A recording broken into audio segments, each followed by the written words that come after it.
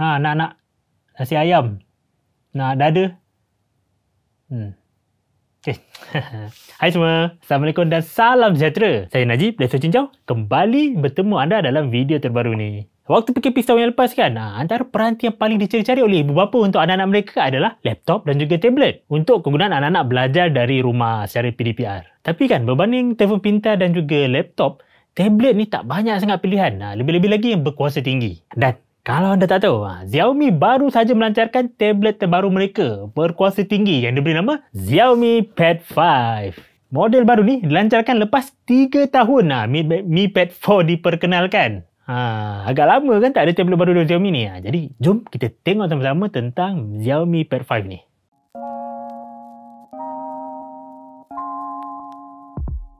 Ada dua varian Xiaomi Pad 5 ni dijual di Malaysia. Yang pertama, storan 128GB yang berharga RM1,399. Dan yang satu lagi adalah storan 256GB yang berharga RM1,599. Lepas tu, warna pun ada dua pilihan. Sama ada kelabu ataupun putih. Aksesori rasmi untuk tablet ni adalah Xiaomi Keyboard dan juga Xiaomi Smart Pen. Tapi masa pelajaran di Malaysia ni, tak sebut pula pasal Xiaomi Keyboard. Dan Xiaomi Smart Pen ni pula dijual pada harga RM399.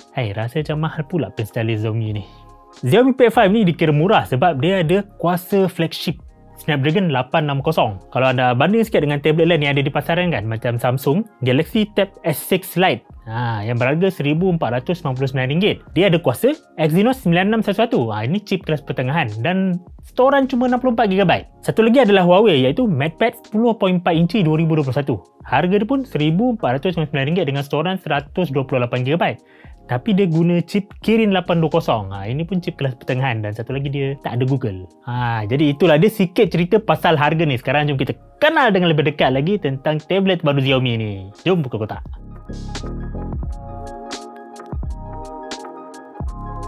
Tapi sebelum tu kita kenal sikit lah dekat luar kotak. Dan anda boleh nampak lah, dia tulis Xiaomi Pad 5 ni. Atas, bawah, kiri, kanan semua dia tulis. Dan sebaik, ini yang saya cari masa 11T Pro tu tak ada tampal. Tapi Xiaomi Pad 5 ni ada nampak stiker atau pelekat yang menunjukkan spesifikasi ni. Yang ada di tangan saya ni ialah Xiaomi Pad 5 warna putih mutiara Pearl White dengan RAM 6GB dan juga storan 128GB. Ni kira yang murah punya lah, RM1,399. Dan sekarang jom kita buka kotak. Okey. Bila buka ni terus jumpa tablet ni, Xiaomi Pad 5. Masih ada plastik. Dan ni saya bukan naik iklan lah, tapi saya suka lah apa yang langkah Apple ambil, iaitu dia tak bagi lagi plastik wrap untuk iPhone 13, iPhone 13 yang baru dilancarkan tu, untuk kelestarian alam sekitar. Tapi apa? Kita cerita Xiaomi Pad 5 ni, dekat plastik ni dia tulis apa spesifikasi dia, iaitu dia ada skrin WQHD Plus 120Hz Dolby Vision, ada 4 stereo speaker dengan Dolby Atmos, ada chip Snapdragon 860 7 nanometer berprestasi tinggi sehingga 2.96GHz dan bateri 8720mAh dengan pengecas 22.5W dalam kotak. Wah, betul ke pengecas? Jom kita tengok. Bawahnya ada lagi ni. Ni ada sampul kecil ni. Sampul ni kan, kalau tengok cuma ada buku manual je, tak ada casing. Tak ada casing dan tak ada jarum untuk buka dulang SIM card, dulang card lah, card SIM ke card micro SD dua-dua. Jarum tu tak ada lah. Dan bawahnya lagi adalah, kita buka ni lapik, dan ada satu lagi kotak. Kecil je kotak ni, tapi dalamnya adalah kepala pengecas yang disebut tadi 22.5W. Kecil je, dan juga kabel USB-A ke USB-C. Itu saja dalam kotak.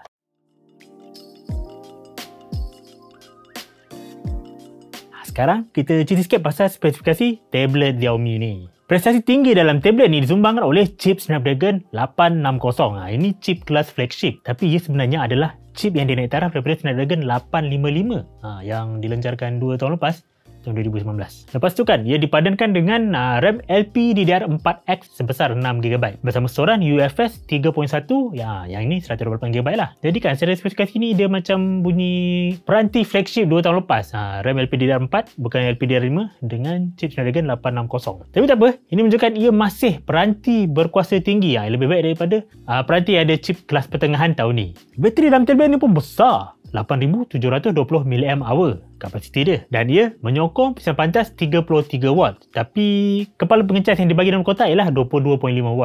Kira bolehlah bersyukurlah Xiaomi masih bagi kepala pengecas. Lepas tu kita check sikit rupa luaran dia. Kalau tengok di depan ni, skrinnya sangat bagus. Sebab apa kan? Skrin ni Skrin ni jenisnya LCD berukuran 11 inci dan dia ada kadar penyegaran 120Hz. Paling menarik pada skrin ni adalah resolusinya sangat tinggi, iaitu 2K WQHD+, iaitu 2560 kali 1600 pixel. Tajam sangat tu. Speaker dia ni pun menarik. Ada 4, iaitu 2 pada setiap belah. Kalau anda boleh tengok. 2 kiri dan juga 2 kanan. Bukan, 2 kanan dan 2 kiri. Tepi tablet ni, kalau anda boleh lihat, yang bawah ni kan ada macam 3 pin ni. Ini adalah pin magnetik untuk papan kekunci. Dan satu lagi, di sebelah sini pula ada satu lagi macam jalur ni kan. Ini pun satu lagi magnet. Tapi ini magnet untuk smart pen. Dan kalau anda lihat di atasnya, yang ini adalah butang kawalan suara. Di sebelah sini ada butang kuasa. Itu je lah untuk rupa sisi tablet ni. Untuk kamera depan dia ada nampak mana? Ini dekat tepi ni, dalam bingkai ni. Jadi skrin ni penuh, tiada takuk dan lubang. Tapi bagi saya kan, kamera ni kedudukannya tak sesuai lah. Yang sepatutnya dia ada dekat sebelah sini. Jadi sebab orang biasa guna tablet ni secara melintang kan. Bila ke tepi ni jadi kita punya video saya ingat ke tepi. Kamera belakang dia ni pun agak ganjil sebenarnya. Sebab kalau anda tengok dari jauh kan, sekilas pandang nampak macam ada 2 kamera kan. Jangan terpedaya, sebenarnya ada satu je. Kamera 13 megapiksel. Yang sebelah ni dia guna untuk letak label tu 13 megapiksel. Saya tak pasti kenapa. Tapi sebenarnya ini mungkin adalah badan yang digunakan sama dengan Xiaomi Pad 5 Pro. Masalahnya Xiaomi Pad 5 Pro ni hanya dijual di China, tak dijual di pasaran lain. Jadi mungkin mereka kena jimatkan rekaan kan, gunakan badan yang sama, Pad 5 dengan Pad 5 Pro. Dan kemasan belakang dia ni kan nampak cantik, kemasan matte, sedap dipegang sebab tak licin. Dan dia pun kurang sikit lah melekat cap jari tu. Dan kalau anda lihat juga, badan tablet ni agak nipis. Cuma dia agak berat lah bila dipegang. Kalau nak pegang sebelah tangan tu agak susah lah. Melainkan anda ada lengan yang sado. Skrin telefon ni memang nampak cerah. Ia menyokong Dolby Vision Atmos. Jadi kan anda boleh nampak yang ada level Dolby Vision dekat dalam Netflix ni. Anda boleh tonton dengan kecerahan yang sangat menarik. Tapi kan sebenarnya saya boleh nampak ada sedikit kekurangan lah pada skrin ni. Sebab saya bandingkan bila saya tengok di tablet ni dan juga di TV. Satu cerita Netflix iaitu The Intrusion. Masa saya tengok kat TV tu kan, saya nampak ada satu adegan tu waktu malam di mana saya boleh nampak ada orang kena tembak dan orang yang menembak.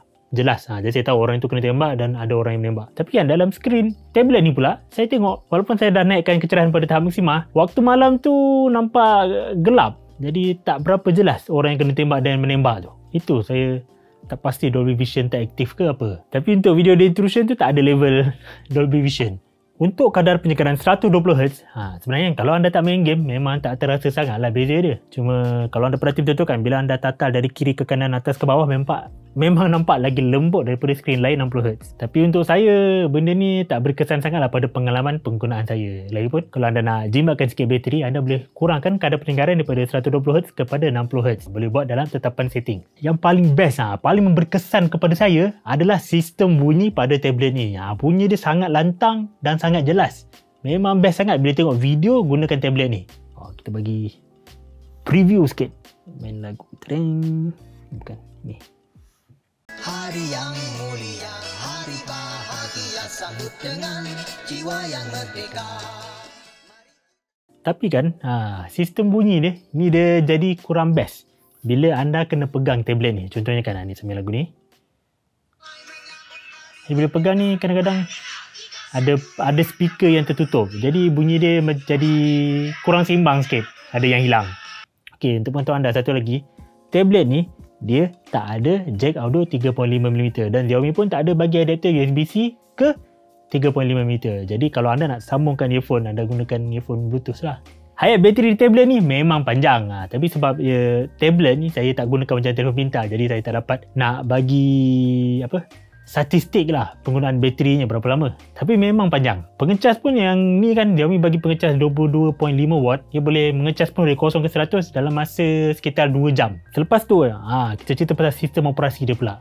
Xiaomi mengenakan antarmuka MIUI 12.5 untuk Xiaomi Pad 5 ni. Dan kalau anda tengok video saya kan sebelum ni, Xiaomi 11T Pro ni, saya pun cerita pasal MIUI 12.5 ni. Apa yang bagusnya, dah tak nampak banyak iklan macam MIUI 11 dahulu. Boleh kata macam dah tak ada iklan langsung lah. Lepas tu, Xiaomi katakan tablet ni datang dengan OS khas untuk tablet yang Xiaomi panggil MIUI 4 Pad. Tapi dalam sistem about settingnya kan, dia masih tulis MIUI 12.5. Tak ada pula dia tulis mana-mana pasal MIUI for pad. Cuma anda jangan risaulah, dia memang antarmuka ni jadi lagi mudah untuk tablet. Sebab apa? Pertama sekali kan, Xiaomi mengenakan navigasi secara sapuan. Tak ada butang back, home, recent app kat bawah tu. Jadi untuk sapuan ni kan, cara menggunakannya ialah, yang pertama kan, dia bayangkan ni anda buka aplikasi kan.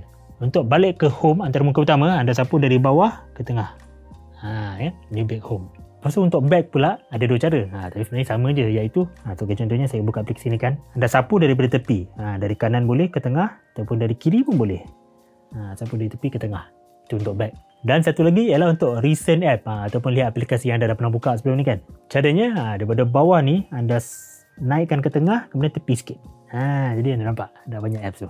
Itulah cara dia untuk home, back dan recent apps menggunakan sapuan di MIUI 12.5. Selain tu, Xiaomi pun bagi pilihan untuk anda nak guna app drawer ataupun tidak. Jadi kalau app drawer ni anda swipe je lah dari tengah sikit ke atas. Nampaklah semua aplikasi yang dah dipasang. Lepas tu kan, Xiaomi buat antarmuka ni menyokong pembukaan dua aplikasi serentak. Boleh letak sebelah-sebelah. Caranya kan, anda pergi ke recent app dan kemudian anda klik lama-lama pada apps tersebut dan tekan dua apps ni, gambar macam pause ni. Tu yang pertama, kemudian buka lagi satu. Okey, jadi sekarang nampak saya ada Play Store dan juga Spotify. Boleh nampak dua-dua terus. Untuk keluarnya pula, anda boleh sapu dari bawah, kemudian tekan exit. Okay, dia dah terkeluar. Selain pada dual apps, anda juga boleh buat floating app ataupun app terapung. Cara dia hampir sama kan macam tadi. Pergi ke recent app, tekan lama pada aplikasi tersebut dan pilih floating. Jadi lihat, saya punya aplikasi ni terapung. Boleh alih kiri kanan, atas bawah. Sambil tu boleh buat kerja lain dekat belakang. Tapi kan, ada satu perkara yang saya kecewa pasal tablet ni, iaitu masa pelancarannya di Malaysia, dia tak ada papan kekunci, Xiaomi keyboard tu. Yang saya terima bersama tablet ni hanyalah Xiaomi Smart Pen, pen stylus ni.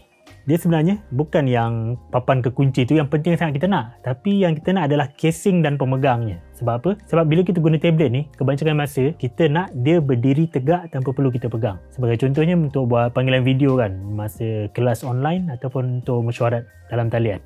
Kalau tak ada casing pemegang ni, takkan kita nak pegang dengan tangan lama-lama kan? Berat juga tablet ni. Untuk Smart Pen, Smart Pen ni memang agak bagus. Tapi saya ni bukanlah jenis berbakat sangat dalam melukis. Jadi saya tak berapa pandai sangat nak melakar atau melukis gambar ni. Pen stylus ni katanya ada 4096 titik tekanan. Jadi bila anda melakar atau melukis tu, anda boleh nampak perbezaan bila anda tekan kuat atau tekan sedikit pada stylus ni. Jadi contohnya kan, ni bila anda tekan sikit anda nampak garis dia kecil je. Jadi bila tekan kuat anda nampak garis dia jadi tebal. Bila nak gunakan Smart Pen ni pertama kali, mula-mula anda kena sambungkannya secara Bluetooth. Cara dia senang je.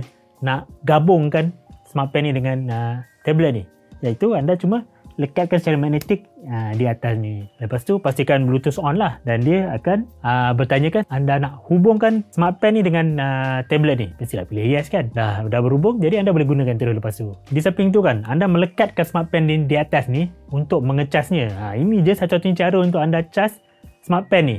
Menurut Xiaomi, pen ni kan, kalau habis bateri, ia mengambil masa 18 minit je untuk mengecas penuh. Dan bila ia dah dicas penuh, ia boleh digunakan secara berterusan tanpa cas balik selama 8 jam.